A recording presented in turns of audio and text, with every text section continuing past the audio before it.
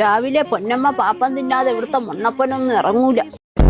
രാവിലെ പൊന്നമ്മ കഴിക്കാതെ ഏട്ടായി ഒന്നും കഴിക്കത്തില്ല. ഏട്ടായി വേണമെങ്കിൽ ഇന്നത്തെ ദിവസത്തേക്ക് പട്ടിണി കിടന്ന് മരിച്ചോളാം. അവന്റെ തൊണ്ട കീറി നോക്കി അറിയാം 3 ഏത്തമ്പഴം 5 അവിച്ച മുട്ട ഇരിക്കണം, എന്നിട്ട് അവ ഒന്നും തിന്നില്ലെന്ന്. പൊന്നാ, ഞാൻ ഇന്നലെ സ്വപ്നം കണ്ടു പൊന്നാ. എനിക്കും നിനക്കും ജനിക്കുന്ന ഒരു കുഞ്ഞിനെ പറ്റി, രാവണന്റെ കുട്ടി. രാവണന്റെ കിണ്ടി അരണയും പാമ്പും ക്രോസ് ആയി ഉണ്ടായതുപോലെ ഇരിക്കും. എൻ്റെ ഹൃദയം ഞാൻ തുറന്നു കാണിച്ചാൽ അതിനുള്ളിൽ ഒരു സ്ത്രീ ഉണ്ടാവും. അതെന്റെ പൊന്നമ്മയായിരിക്കും എന്നും എപ്പോഴും. എന്റെ തൊലി ഉരിയണം, എന്റെ മോന്ത പിടിച്ച് ടാറിൽ ഉരയ്ക്കണം. ഇനി പൊന്നമ്മയ്ക്ക് വയറുവേദന വരുമ്പോൾ എന്നോട് പറയണം. ഞാൻ കത്തി വെച്ച് സ്വന്തമായിട്ട് എൻ്റെ വയറ്റിൽ കുത്തിയിട്ടൊരു മുറിവുണ്ടാക്കട്ടെ. ആ വേദന എനിക്കൂടെ കിട്ടട്ടെ.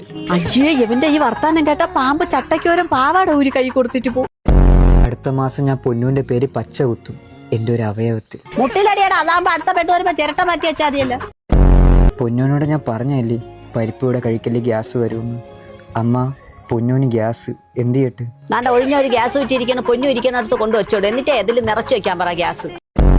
ഇനി എൻ്റെ പൊന്നമ്മ ഗ്യാസിന്റെ പേര് വേദനിക്കേണ്ടി വരില്ല.